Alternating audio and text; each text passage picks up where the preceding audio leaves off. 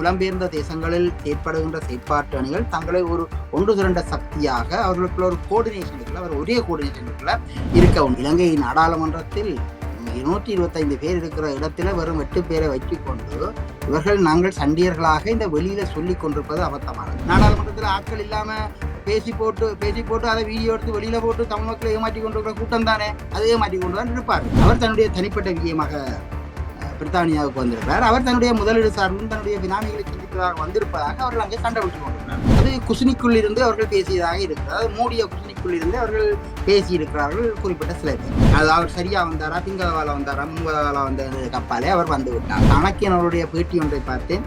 அவர் அதிலே தானே ஒப்புக்கொள்கிறார். அதாவது சுமந்திரன் தவறானவர் என்பதை அவரே ஒப்புக்கொண்டதாக ஒரு வாக்குமூலம் அளிக்கிறார். கிழக்கின் தலைவர், கிழக்கின் மேளம் என்று இவர்கள் சொல்கிறார்கள்.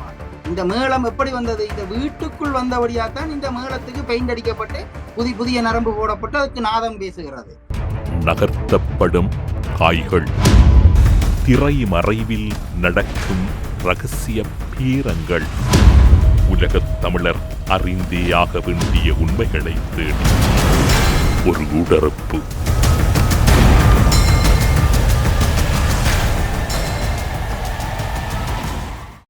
என்னோட இளமை காலத்தை போல எனக்கு இப்போ சூப்பரா வேலை செய்ய முடியும். இது ஓர்த்தோசீல்ட் பயன்படுத்தியதற்கு அப்புறம். மூட்டு வலிக்கான விஞ்ஞான ரீதியான தீர்வு ஓர்த்தோஷீல்ட். பிரித்தானியாவில் இருக்கும் அரசியல் ஆய்வாளர் திவாகரன் அவர்களை ஊடறுப்பு நிகழ்ச்சியோடு இணைத்திருக்கின்றோம். ஊடறுப்பு நிகழ்ச்சியின் சார்பில் உங்களை வரவேற்பதில் மகிழ்ச்சி. வணக்கம். வணக்கம் தமிழரசு. ஐக்கிய நாடுகள் சபையின் மனித உரிமைகள் பேரவையின் ஜெனீவாவில் இலங்கை தொடர்பான தீர்மானம் முக்கியத்துவம் பெறக்கூடிய ஒரு காலமாக இவரிடம் இருக்கும் என்று எல்லோரும் எதிர்பார்க்கின்றார்கள்.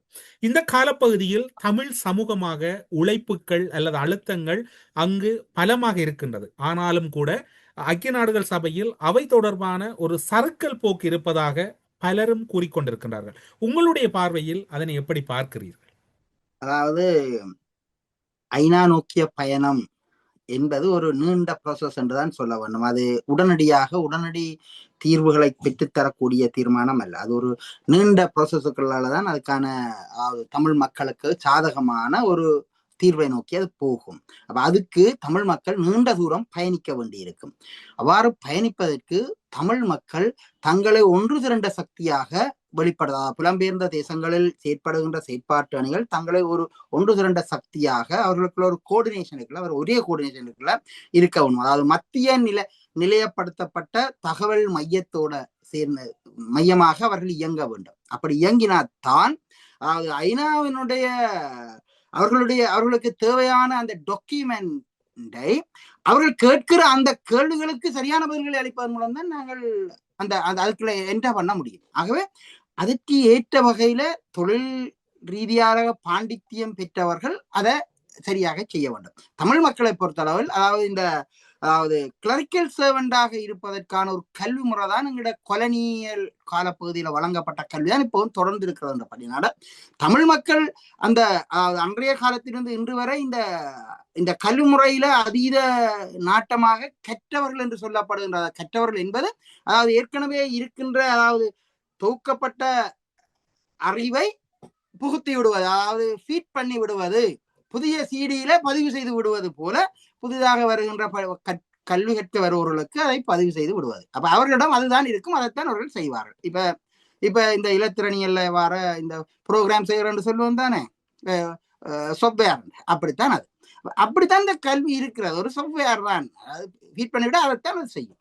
ஆகவே எங்களிடம் அந்த எழுத விளைஞர்களுக்கான குமாஸ்தா வேலைக்கான அந்த தொழில் பாண்டித்தியம் எங்கிட்ட இருக்கிறபடியாத்தான் நாங்கள் இந்த வேகமாக ஐநா நோக்கி அந்த பயணத்துல எங்களோட எழுத்து மூல அந்த அறிக்கைகள் போகுது. இருந்தாலும் அதன் போதாமைகள் இருப்பதை இப்போது உணரப்படுகிறது. ஆகவே அந்த போதாமைகளை நீக்கி நாங்கள் சரியாக போவதற்கு ஒரு ஒருங்கிணைந்த ஒரு சயின்ஸ் பீரோ எங்கள்கிட்ட இருக்கணும். தமிழ் நேஷனல் சயின்ஸ் பீரோ ஒன்று எங்கள்கிட்ட இருக்க வேணும். அதை வச்சுக்கொண்டுதான் அடுத்த கட்டத்தை நோக்கி போகலாம். என்றால் எல்லா தகவல்களையும் ஒரு இடத்துல மையப்படுத்தி சரியான தரவுகளை கொடுக்கக்கூடியார்கள். இல்லாட்டி நாங்கள் மல்டி என்ட்ரியாக துண்டாக கொடுப்பதனால ஒரே தரவுகளை 4 பேர் கொடுத்து கொண்டிருப்போம். அப்ப அதெல்லாம் உங்களுக்கு அது ஒரு எங்களுக்கு ஒரு நீங்கள் கூறிக்கொண்டிருக்கக்கூடிய இதே காலப்பகுதியில் ஜனாதிபதி சட்டத்தரணி சுமந்திரன் அவர்கள் ஒரு விடயத்தை வலியுறுத்தி இருக்கின்றார். ரோம் சட்டத்தில் இலங்கை கையொப்பமிட வேண்டும் என தாம் தொடர்ச்சியாக வலியுறுத்தியதாக அவர் குறிப்பிட்டவர், இலங்கை மனித உரிமைகள் ஆணைக்குழுவினால் ஐக்கிய நாடுகள் சபையின் காணாமல் ஆக்கப்பட்டோருக்கான அலுவலகத்துக்கு அனுப்பப்பட்ட பரிந்துரை கடிதத்தில் இதனை சுட்டிக்காட்டியிருப்பதாக கூறப்படுகிறது. ரோம் சட்டத்தில் கையெழுத்திட வேண்டும் என்று நாடாளுமன்றத்திலும் தாம் பல முறை வலியுறுத்தியதாக சுமந்திரன் கூறியிருக்கின்றார். இந்த விடயம் எப்படி பார்க்கப்படுகிறது? அதாவது இலங்கையை ரோம் சட்டத்தில் கையிடத்த சொல்லி தமிழரசு கட்சி சொன்ன உடனே இலங்கை அரசாங்கம் செய்திடுமா என்ற ஒரு கேள்வி இருக்கிறது. அதாவது இலங்கை நாடாளுமன்றத்தில் 225 பேர் இருக்கிற இடத்துல வெறும் 8 பேரை வச்சு கொண்டு இவர்கள் நாங்கள் சண்டியர்களாக இந்த வெளியில சொல்லி கொண்டிருப்பது அபத்தமானது. ஒன்று. முதலாவது, உலகளாவிய பெரும் வல்லரசுகளே அழுத்தம் கொடுக்கிற போது அவர்கள் அங்கே சைன் பண்ணாமல் இருக்கிற இடத்துல இவர்கள் எம்மாத்திரம். சரி, ஓகே, அவர்கள் தங்களுடைய ஆத்ம திருப்திக்கு தாங்கள் செய்தார்கள் என்று சொல்லட்டும். தமிழ் மக்களுக்கு வீரதீர பேச்சுக்களை பேசி, இந்த தமிழ் அரசியல் தலைமைகள் வீரதீர பேச்சுக்கள் பேசி பழக்கம் தானே. நாடாளுமன்றத்துல ஆட்கள் இல்லாம பேசி போட்டு அதை வீடியோ எடுத்து வெளியில போட்டு தமிழ் மக்களை ஏமாற்றி கொண்டிருக்கிற கூட்டம் தானே. அதை ஏமாற்றி கொண்டுதான் இருப்பார்கள். இந்த ஏமாற்றுக்களை விடுத்து இவர்கள் அதாவது இலங்கை அரசியல் சட்டத்துக்குள் குந்தி இருந்து கொண்டு அந்த சட்டத்துக்குள்ளால் ஏதாவது தீர்வு வரும் என்று சொல்லுவது இந்த முதலாளியிடம் போய் எனக்கு சம்பளம் கூட்டத்தாண்டு விக்கி எடுப்பதற்கு சமனானது. இப்படித்தான் இவர்கள் செய்து கொண்டிருக்கிறார்கள். ஆகவே இங்கே தமிழ் மக்களுடைய அரசியல் தீர்வு என்பது இலங்கை நாடாளுமன்றத்துக்குள்ளோ அல்லது இலங்கை தீவுக்குள்ளோ தீர்க்கப்பட முடியாது என்ற அடிப்படையில நாங்கள் ஐநா நோக்கி போறோம். ஆகவே இவ்வளவு தூரம் மேல போட்டு திருப்பி போய் அங்க பழையபடி நாங்கள் அங்க அதாவது யூனிவர்சிட்டிக்கு போனாங்க, திருப்பி வந்து நான் பாலர் வகுப்புல இருந்து படிக்க போறேன், நான் பாலர் வகுப்பு அபியாசம் செய்ய போறேன் என்று சொல்லி கொண்டிருப்பதுதான் இந்த கதைகள். இது எந்த அளவு தூரம் அறிவியல் மயப்படுத்தப்பட்ட கூட்டமா என்பது கேள்வியாக இருக்கிறது. இரண்டாவது, என்னிடம் அடிக்கடி அந்த ஒரு கேள்வி வருவது, அதாவது ஒரு மக்கள் சமூகத்தினுடைய அறிவியல் மட்டம் என்னவோ அந்த மட்டத்திலிருந்து தான் இந்த சமூக பிரதிகளும் தலைவர்களும் தோன்றுவார்களாம்.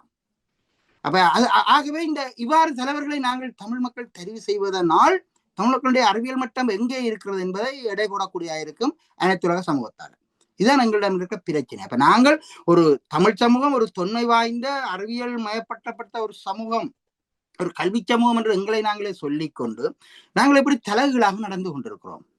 இந்த தலகுகளாக நடப்பதை நாங்கள் நிறுத்த வேண்டும். ஆகவே இங்கே இவர்கள் அதாவது ஒரு அரசாக சிந்தித்து தேசமாக தொழிற்படுவதை விட்டுட்டு இவர்கள் தேசமாக தொழிற்படாமல் தனிநபர்களாக சிந்தித்து சுயநலமாக செயற்படுகிறார்கள். அங்கதான் இருக்கு பிரச்சனை. அப்ப நீங்கள் சுயநலமாக சிந்திப்பது பேர்ந்து தனி மனிதனாக செயற்படுவதனால் எந்த பயனும் கிடையாது. தமிழ் மக்கள் ஒரு விடுதலை போராட்டம், ஒரு தேசிய இனம் தன்னுடைய தேசிய அபிலாசைகளை பெறுவதற்கு அவர்கள் தேசமாக திரண்டு சிந்திக்க வேண்டும், தேசமாக திரண்டு தொழிற்பட வேண்டும். அவர்கள் தங்களை ஒரு அரசாக சிந்திக்க வேண்டும். அவ்வாறு சிந்திக்காவிட்டால் நாங்கள் எங்களுடைய தமிழ் மக்களுடைய இலக்கு என்ன? நாங்கள் எங்களுடைய இறைமையை பெறுதல். நாங்கள் எங்களுடைய இறைமையை வாக்களிப்பதன் மூலம் யாருக்கோ கையளித்து விட்டு நாங்கள் திருப்பியும் இறைமையை கேட்டுக்கொண்டிருக்கிறோம். இப்போது பிரித்தானியாவில் சுமார் 1 மாதங்களுக்கு மேலாக பயணத்திலே மேற்கொண்டு வந்த சுமந்திரன் அவர்களை நீங்கள் சந்திக்கவில்லையா? அவர் கடந்த 1 மாதமாக இங்கே தங்கி இருந்தார் என்ற தகவல்கள் கசிகின்றன. அந்த தகவல்கள் அதுவும் பெரும்பாலும் அந்த சமூக வலைத்தளங்கள்ல தான் அரசியல் பொருளாக அக்கப்போராக நிகழ்ந்து கொண்டிருக்கிறது. அதாவது ஃபேஸ்புக்கிலும் டிக்டாக்லும் அதே நேரத்தில் இந்த கிளப் ஹவுஸ் போன்ற இந்த இணைய வழிகளுக்கு கூடாக அங்கே இந்த தமிழ் தேசிய விரும்பிகள் என்று சொல்லப்படுகின்ற அடியாட்களுடைய சண்டைகள் அங்கே நடந்து கொண்டிருக்கிறது. அந்த சண்டைகள்ல நான் பல இடங்களில் அதை அவதானித்த போது அங்கே வருகிற தகவல் என்னென்றால், அவர் தன்னுடைய தனிப்பட்ட விஜயமாக பிரித்தானியாவுக்கு வந்திருக்கிறார். அவர் தன்னுடைய முதலீடு சார்ந்தும் தன்னுடைய வினாமிகளை சந்திப்பதாக வந்திருப்பதாக அவர்கள் அங்கே சண்டை பிடிச்சு கொண்டிருக்கிறார்கள். ஆகவே இதுல உள்ள உண்மை பொய்களை யாருக்கும் தெரியாது. அது அவர்களுக்கு தான் தெரியும்.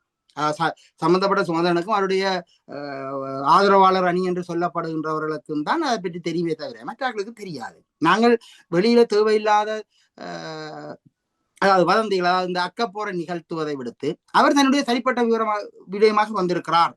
அதனால அவர் நீங்கள் ஒரு பொது விடயம் சார்ந்து எதையுமே பேசவில்லை என்பதுதான் இங்கே அரசியல் முக்கியமானது. அரசியல் ஆய்வாளராக இதனை எப்படி பார்க்கிறீர்கள்? தமிழரசு கட்சியின் பிரித்தானிய ஆதரவு அணி என்று சொல்லி ஒரு அணியினரை அவர் முகநூல் பக்கங்களிலே அடையாளப்படுத்தி இருந்தார். பலர் தமிழரசு கட்சியினுடைய ஆதரவு அணிகள் இருக்கின்றார்கள். இந்த சூழ்நிலையில் இந்த சந்திப்பு அல்லது இந்த கலந்துரையாடல் உங்களுடைய பார்வையில் அரசியல் நோக்கில் எப்படி இருக்கின்றது? அது அந்த அந்த வலைத்தள பதிவுகளை நான் பார்த்தேன். அது குசினிக்குள் இருந்து அவர்கள் பேசியதாக இருக்கிறது. அது மூடிய குசினிக்குள் இருந்து அவர்கள் பேசியிருக்கிறார்கள் குறிப்பிட்ட சில பேர். ஆகவே அவர்கள் ஒரு அரசியல் செயற்பாட்டில் இருக்கிறார்களா? அதாவது டாஸ்போரா புலம்பெயரிகளுடைய அரசியல் செயற்பாட்டில் அவர்கள் இருக்கிறார்களா? இல்லவே இல்லை. அவர்கள் என்டர்டைன்மெண்ட் பார்ட்டி, அவர்கள் என்டர்டைன்மெண்ட் பார்ட்டியில இருக்கிறவர்கள் தான் அதுல கலந்து கொண்டிருக்கிறார்கள் தவிர தமிழ் தேசிய செயற்பாட்டில் இருந்த எந்த ஒரு மனிதனையும் நான் அங்கு காணவில்லை. அவரவர் தன்னுடைய சுயநலங்களுக்காக சந்திக்கிறார்கள், பேசுகிறார்கள். அது அவர்களுடைய நலன் சார்ந்த விடயங்கள். இங்கே தமிழ் தேசியம் சார்ந்த யாரும் அங்க இல்லை. அது அது அவருடைய தனிப்பட்ட நலன்களுக்காக சந்திக்கிறார்களே தவிர தமிழ் தேசியம் சார்ந்த எந்த ஒரு பேச்சுக்களிலும் யாரும் கலந்து கொண்டதாக நான் பார்க்கவில்லை. நீங்கள் இப்படி அதாவது மூடிய சமையல் அறையில் சந்தித்ததாக கூறினாலும், நீங்கள் தனிப்பட்ட விஜயம் என்று கூறினாலும், அதில் தமிழரசு கட்சியை அவர் அடையாளப்படுத்தி இருக்கிறார் தானே. இப்போது பதில் பொதுச் செயலாளர் என்று எல்லோரும் கூறினாலும் தன்னைத்தான் பொதுச் செயலாளர் என்று அறிவித்த ஒருவர் தமிழரசு கட்சியின் அணியினர் என்ற ஒருவரை சந்திப்பதில் என்ன தவறு இருக்கின்றது? அதாவது அவர் ஒரு கட்சியினுடைய செயலாளராக இன்றை தன்னை நிலைநிறுத்தி கொண்டிருக்கிறார். அது அவர் சரியா வந்தாரா, பின்கதவால வந்தாரா, முன்கதவால வந்த கப்பாலே அவர் வந்து விட்டார். அவரை அவர்களுடைய மத்திய குழு ஏற்றுக்கொண்டு விட்டது. ஆகவே அவர் வெளியில வருகின்ற போது அவருக்கு அந்த ஒரு பிராண்ட் ஒன்று இருக்குந்தான். அதற்காக அவர் அந்த பிராண்டுக்காக இங்க வேலை செய்ய வந்ததாக யாரும் கருதக்கூடாது. அப்படி அவருடைய தமிழரசு கட்சியின் மாட்டின் வீரருக்கு அவருடைய தலைமை காரியாலமும் அப்படியான எந்த ஒரு தகவலையும் அவர்கள் வெளியிடவில்லை. ஆகவே இவர் தனிப்பட்ட விடயமாகத்தான் இவர் வந்திருக்கிறார் என்ற அடிப்படையில் நாங்கள் பார்த்தால் அது அவருடைய சுய விருப்புக்காக, அவருடைய பொருளாதார மேன்மைக்காக இருக்கலாம், அவருடைய பினாமிகளுடைய மேன்மைக்காக இருக்கலாம், அல்ல அவர்களுக்கான ஒரு புதிய கூட்டுறவுகளை ஏற்படுத்துவதற்காக வந்திருக்கலாம். அது தனிப்பட்ட விஷயங்கள். அதிலெல்லாம் நாங்கள் தலையிடவும் கூடாது, இப்படி பேசுவதிலும் இந்த பயனும் கிடையாது. ஆனால் அரசியல் பற்றி பேசினால் மாத்திரம் நாங்கள் அதை பேச வேண்டும். அவர்கள் இன்னும் தாங்கள் இந்த தமிழ் தேசிய செயற்பாடு பற்றி அவர்கள் எதையும் பேசவில்லை. அதில் நான் ஒரு பதிவை பார்த்தேன். அதாவது எதிர்காலத்தில் தமிழரசு கட்சிக்கான பெரும் பங்களிப்பை தாங்கள் செய்ய போகிறோம். மேலொன்றால் அவர்கள் நிதி பங்களிப்பை செய்யலாம். மற்றபடி வெளிநாடுகளில் இருந்து எந்த தமிழ் தேசிய செயற்பாடுகளிலும் ஈடுபடாதவர்கள், எந்த ஒரு தமிழ் தேசிய அமைப்புகளிலும் அங்கம் வகிக்காதவர்கள் எதையும் செய்ய முடியாது. அவர்கள் தங்களுடைய நலன் சார்ந்துதான் செயற்படுவார்கள் என்பதுதான் இங்கே பொருள்படுகிறது. யாழில் இருக்கக்கூடிய ஒரு இணையவழி பத்திரிகையினுடைய தகவலாக இருப்பது, இலங்கை தமிழரசு கட்சி இலங்கைக்குள் இயங்கும் கூட்டமைப்பு, அதற்கு வெளிநாட்டில் எந்த கிளையும் இல்லை, கிளைகள் வெளிநாட்டில் இயங்க முடியாது, ஆயினும் இலங்கை தமிழரசு கட்சிக்கு ஆதரவான குழுக்கள் செயற்பட முடியும் என்ற பின்புலத்தை நேற்றைய கூட்டத்தில் தமிழரசு கட்சியினுடைய பொதுச் செயலாளர் சுமந்திரன் தெளிவுபடுத்தியுள்ளார் என அறிய முடிகிறது என்று கூறப்படுகிறது. அந்த சந்திப்பானது புலம்பெயர்ந்த நாடுகளில் கிளைகள் உருவாக்க முடியாது, அதனுடைய ஆதரவு தளங்கள் உருவாக்க முடியும் என்பதை அந்த கலந்துரையாடலில் அவர் தெளிவுபடுத்தியதாக ஒரு இணைய செய்தி ஒன்று கூறுகின்றது. நிச்சயமாக. ஏனென்றால் அவர்கள் முன்னுக்கு பின்னுக்கு முரணாக பேசிக் கொண்டிருக்கிறார்கள், அல்லது அவர்கள் தவறாக செயற்பட்டு விட்டு அந்த தவறான செயற்பாடுகளை மூடி மறைப்பதற்கு முனைகிறார்கள் என்றுதான் அர்த்தப்பட வேண்டும். ஏனென்றால் அவர்களிடம் வெளிநாட்டில் தங்களுடைய கிளைகளை அமைப்பதற்கான படிவங்கள் அவர்கள் அச்சிட்டிருக்கிறார்கள், அதை வெளிநாடுகளில் கொடுத்திருக்கிறார்கள். அந்த படிவங்களை நான் பார்த்திருக்கிறேன். நான் அதில் அந்த படிவத்தை பூர்த்தி செய்தவன் என்ற அடிப்படையில நான் சொல்றேன், அவர்களிடம் அது இருந்தது. இப்போது ஏற்பட்டிருக்கிற தமிழரசு கட்சியினுடைய 2 அணிகளாக பிளவுபட்டிருக்கின்ற நிலைமையில வெளிநாடுகளில் உருவாக்கப்படுகின்ற கிளைகள் தங்களுக்கு எதிரானவர்களுடைய அணியில் உள்ளவர்கள் அதிகம் வந்துவிட்டால் தங்களுக்கு பாதகமான சூழல் வரும் என்பதற்காக இவ்வாறு அவர்கள் இந்த அடாத்து பேசுகிறார்கள். இந்த அடாத்து சந்தித்தவர்களை நீங்கள் சுமந்திரன் அணி என்று குற்றம் சாட்டுகின்றீர்கள். இந்த சுமந்திரன் அணி என்றுதான் அவர்களை போட்டிருக்கிறார்கள். தாங்கள் சுமந்திரன் ஆதரவு அணி என்றுதான் அந்த தகவல்கள் பல இடங்கள்ல அவர் பதியப்பட்டிருக்கிறது. ஆகவே நான் இது பற்றி ஏராளமான பதிவுகள், குரல் பதிவுகள் எல்லாம் இருக்கிறது. இவர்கள் பேசுவது, இவர்களுடைய அந்த அடாவடித்தனங்களாக பேசுவதுன்ற குரல் பதிவுகள் எல்லாம் நிறையவே இருக்கிறது. அந்த பத்திரிகையிலே இன்னும் ஒரு விடயமும் கூறப்படுகிற, எதிர்காலத்தில் தமிழரசு கட்சிக்கு வலிமையான ஆதரவை லண்டனில் இருந்து பெற்றுக் கொடுப்பது இந்த குழுவின் நோக்கமாக இருந்தது எனவும் தெரிவிக்கப்படுகிறது. வலிமையான ஆதரவை பெறுவதற்கு தமிழ் தேசிய தளத்தில் புலம்பெயர் லண்டனில தமிழ் தேசிய தளத்தில் பயணிக்கின்ற எந்த ஒரு அமைப்புகளை சார்ந்தவர்களும் பங்கு பெற்றவில்லை. வெறும் என்டர்டைன்மெண்டாக அல்லது சில பாடசாலையினுடைய விளையாட்டு கழகங்கள்ல இருப்பவர்கள் போய் அங்க நின்று கொண்டு தாங்கள் தமிழ் தேசிய செயற்பாடுகள் என்று சொல்ல முடியாது. அவ்வாறு இல்லை. அநேகமாக இதில் பார்த்தால் குட்டி முதலாளிகள், இந்த வியாபாரிகள், புதிய வியாபாரிகளாக இப்ப தோற்றம் பெற்றிருக்கிறார்கள் ஒரு அடுத்த தலைமுறையினர். அவர்களுக்கு சில நலன்கள் இருக்கக்கூடும் இலங்கையில. அந்த நலன்களுக்காக அவர்கள் இவரோட தொடர்பு கொள்ளக்கூடும். அப்படித்தான் நான் அதை பார்க்கிறேன். அதுல உள்ள படங்களை நீங்கள் பார்த்தா தெரியும், நலன்கள் சார்ந்ததுதான். மற்றது ஒரு வயோதிபர் இருக்கிறார், நடக்க முடியாத, வீட்டை விட்டு வெளியிட முடியாத ஒரு வயோதிபர் இருக்கிறார். அந்த நிலையில இருந்து கொண்டு அவர்கள் இந்த தமிழ் தேசிய செயற்பாட்டில் ஒன்றையும் கிழிக்க முடியாது. ஆகவே இந்த ஓய்வு பெற்று வீட்டிலே படுத்து கிடந்து கொண்டு எதையும் செய்யலாம் என்று அவர்களை தூக்கி கொண்டு வந்து அவர்களை தலைவர்கள் என்று சொல்லிக் கொண்டிருப்பதால், அவர்கள் முன்னணி செயற்பாளர் என்று சொல்லிக் கொண்டிருப்பது அபத்தமானது. செயற்பாடு என்பது இயங்கக்கூடிய நிலைமையெல்லாம் செயற்பாடாக இருக்க ஒன்றுமே, இயங்க முடியாதவர்கள் எல்லாம் செயற்பாளர்கள் கிடையாது. ஆகவே இங்க சும்மா, அதாவது இந்த சமூக வலைத்தளங்களுக்கு கூடாக தங்களை பிரபல்யப்படுத்துவதற்கு பலர் முனையக்கூடும். இவற்றை நாங்கள் ஒரு பேசு பொருளாக பேசுவது என்பது அவர்களை நாங்கள் முதன்மைப்படுத்தி அவர்களை விளம்பரப்படுத்துவதாக கூட அமைந்து விடலாம். கடந்த காலங்களில் குறிப்பாக அமரர் மாவை சேனாதிராஜாவாக இருக்கலாம், அல்லது தமிழ் தேசியம் சார்ந்திருக்கக்கூடிய நாடாளுமன்ற உறுப்பினர்கள் புலம்பெயர்ந்த நாடுகளுக்கு வருகின்ற போது புலம்பெயர்ந்த நாடுகளில் இருக்கக்கூடிய மக்களையும் அந்த மக்களை பிரதிநிதித்துவப்படுத்தக்கூடிய ஒரு சில கணிசமான அமைப்புகளையும் சந்தித்து செல்லுகின்ற ஒரு நடைமுறை இருந்தது. ஆனால் சுமந்திரன் அவர்கள் அந்த சந்திப்புகளை மேற்கொள்வதை தவிர்த்திருக்கின்றார். ஏன் என்று நீங்கள் நினைக்கின்றீர்கள்? ஆனா அது இங்குள்ள புலம்பெயர்ந்த அமைப்புகள் அநேகமானவர்கள் எல்லோரும் சுமந்திரனுக்கு எதிரான கருத்தை கொண்டவர்களாக இருக்கிறார்கள். ஏனென்றால் கடந்த ஜனாதிபதி தேர்தலிலிருந்து நாடாளுமன்ற தேர்தல் வரைக்கும் சுமந்திரன் எந்த தமிழ் தேசிய செயற்பாட்டு, தமிழ் தேசியம் என்பது யாவரையும் அரவணைத்து ஒன்றிணைக்கின்ற ஒரு குடைக்கீழ் நிற்கின்ற செயற்பாடு. அந்த செயற்பாடுக்கு அவர் குந்தகமாக, இடையூறாக, தடையாக இருந்தார் என்பது புலம்பெயர்ந்த தேசங்களில் உள்ள பெரும்பாலான அமைப்புகளுடைய கருத்தாக இருக்கிறது. ஆகவே அவர்கள் இவரை சந்திப்பதை விரும்ப மாட்டார்கள். அவர்களை இருவரும் சந்தித்தால் கடைசியாக இந்த CVK சிவஞானம் அவர்கள் டக்ளஸை சந்தித்தது போன்ற நிலைப்பாடுதான் இங்கு ஏற்படும். ஏற்கனவே கடந்த இப்போ 2 வருடங்களுக்கு முன்னர் பொது வழியில் இருக்கக்கூடிய சில சமூக நலன் விரும்பிகள் சுமந்திரனை சந்தித்ததனால் அவர்கள் இங்கே ஏற்பட்ட அசௌகரியங்களும் அவர்களுக்கு ஏற்பட்ட தலைமுனைகளையும் கருத்தில் கொண்டு ஏனி அவர்கள் சந்திக்க மாட்டார்கள். சூடுகண்ட புனை எல்லோரும் சுமந்திரனை அந்த கட்சியில் இருக்கக்கூடியவர்கள், நீங்கள் இன்று புலம்பெயர்ந்த நாட்டில் இருக்கின்றீர்கள், தமிழரசு கட்சியில் இருக்கக்கூடிய மத்திய குழு பதில் பொதுச் செயலாளராக, அதன் பின்னர் தன்னைத்தானே பொதுச் செயலாளராக என்று அறிவித்து அந்த கட்சி என்று ஏற்று நடக்கின்ற போது புலம்பெயர்ந்த நாட்டில் இருக்கக்கூடியவர்கள் வேறு ஒரு திசையில் செல்லுகின்ற போது அது முரணாக இருக்கின்றது அல்லவா? அது சுமந்திரனை அவமதிக்கின்ற செயல் அல்லவா? அவமதிக்கின்ற செயல் என்பதிலும் விட அவர் தமிழினத்தை அவமதிக்கின்ற செயலாக செயற்படுகிறார் என்பதுதான் பொருள்படுகிறது. அதாவது இவர்கள் தமிழ் இனத்தினுடைய தேசிய நலனையும் தமிழ் இனத்தினுடைய கௌரவத்துக்கும் இழுக்காக நடந்து கொள்கிறார்கள் என்பதுதான் இங்க முக்கியமானது. அதாவது தமிழ் தேசிய இனம் தன்னுடைய விடுதலைக்காக தன்னுடைய பொது எதிரியான சிங்கள பௌத்த பேரினவாதத்தோடு பெரும் யுத்தத்தை நடத்தி தொடர்ந்து ஐநா வரை சென்றிருக்கிறது. யுத்தத்தில் தோல்வி அடைந்தாலும் அரசியல் ரீதியாக ஐநா வரை சென்றிருக்கிற இந்த நேரத்திலே இவர்கள் இப்போதும் சிங்கள தலைவர்களை அனுசரித்தும் சிங்கள தலைவர்களுக்கு ஆதரவளித்தும் செல்வது என்பது, பின்தவாளர்களோடு உறவாடு என்பதும் இவர்களை ஒரு தனிநபர்களாக அல்லது தமிழ் தேசியத்துக்கு எதிரான திசையில் செல்வதாக காட்டுகிறது. ஆனாலும் இவர்களுடைய தனிநபர் கவர்ச்சி என்பதனால் இவர்கள் சில இடங்களில் முக்கியத்துவம் பெறுகிறார்கள் என்பதும் மறுப்பதற்கில்லை. ஆனால் 2-3 நாட்களுக்கு முன்னர் நான் சமூக வலைத்தளத்திலே சாணக்கியன் அவருடைய பேட்டி ஒன்றை பார்த்தேன். அவர் அதிலே தானே ஒப்புக்கொள்கிறார். அதாவது சுமந்திரன் தவறானவர் என்பதை அவரே ஒப்புக்கொண்டதாக ஒரு வாக்குமூலம் அளிக்கிறார். அந்த பேட்டியிலே வருகிறது என்னென்றால், நாங்கள் தமிழரசு கட்சியினுடைய பொது தீர்மானம், மத்திய ஒழுங்கு தீர்மானத்தை ஆதரித்து அதனையே செயல்வடிவதற்காக தொழிற்பட்டோம்.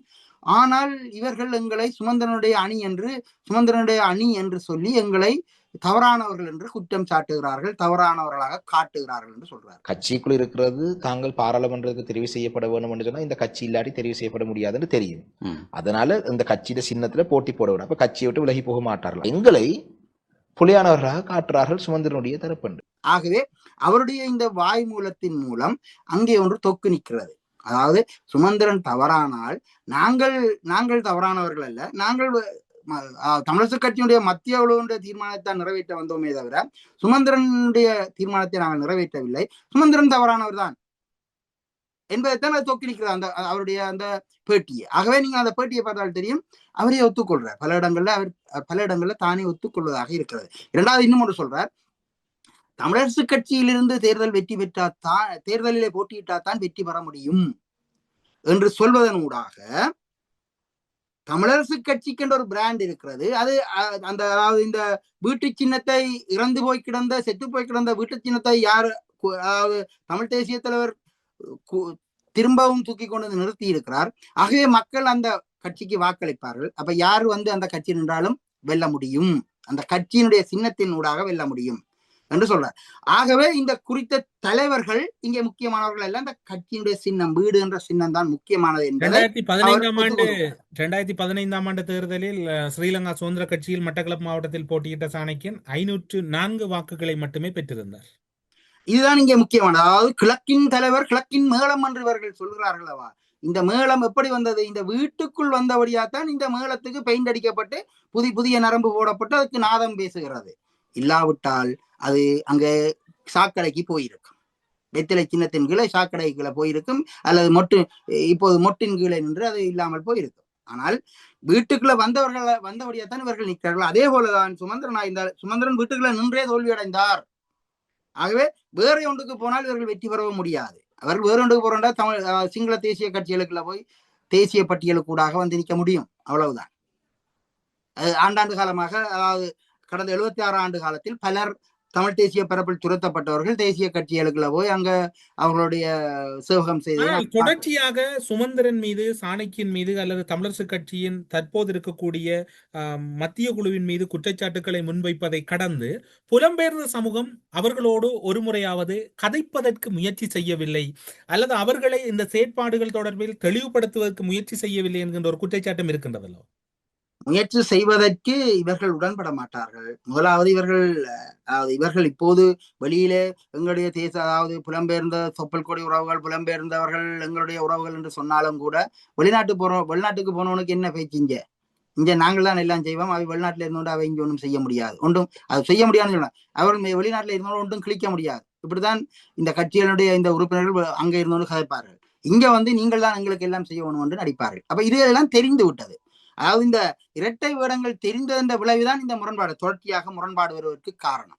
ஆகவே தமிழ் மக்கள் புலம்பெயர்கள் என்பது தமிழர் தேசத்தினுடைய அங்கத்தவர்கள் தான், அவர்களை விலக முடியாது. ஏனென்றால் அவர்கள் விரும்பி இங்கே ஓடியற இல்லை. அதாவது யுத்தத்தின் நிமித்தம் தங்களுடைய உயிர்களை பாதுகாப்பதற்கு வெளியில வந்தவர்களை தவிர அவர்கள் ஏதோ இங்க விரும்பி எல்லாரும் ஓடி இங்க இருக்க இல்லை.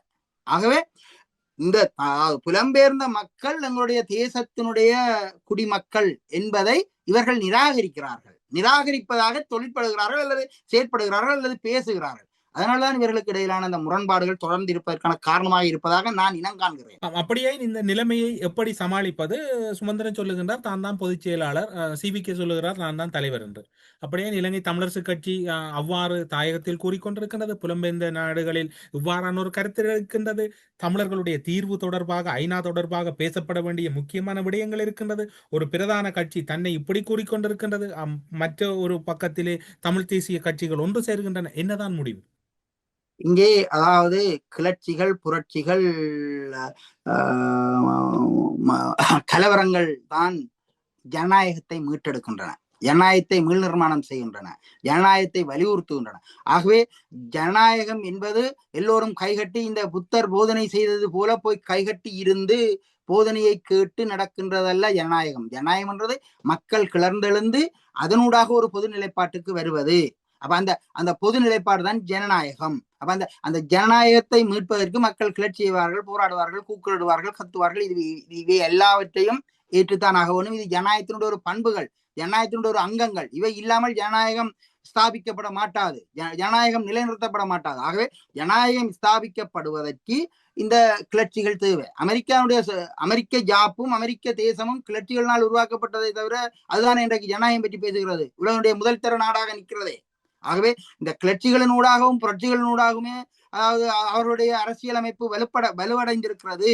ஆகவே அந்த அடிப்படையில தமிழ் மக்கள் கிளர்ச்சி செய்வது, இந்த போராடுவது, இவைகள் எல்லாம் இந்த பொது ஒரு நிலைப்பாட்டுக்கு வருவதற்கே. ஆகவே இந்த ஒரு பொது நிலைப்பாட்டுக்கு இப்போ ஒரு நாளைக்கு வரத்தான் போகிறார்கள் தமிழ் மக்களை. புலம்பெயர் தேச மக்கள் எது எப்படி இருப்பினும் அவர்கள் அரசாக சிந்தித்து தேசமாக செயற்படுவதற்கு அவர்கள் ஒரு தமிழ் தேசிய அறிவகம் ஒன்றை உருவாக்குவார்கள். அவ்வாறு ஒன்றை உருவாக்கினால் இப்போது தமிழரசு கட்சியின் மாட்டின் அலுவலகம் தொடர்பகம் என்று உருவாக்கி இருக்கின்றது தமிழ் மக்களுடைய விடயங்களை கையாளுவதற்கு.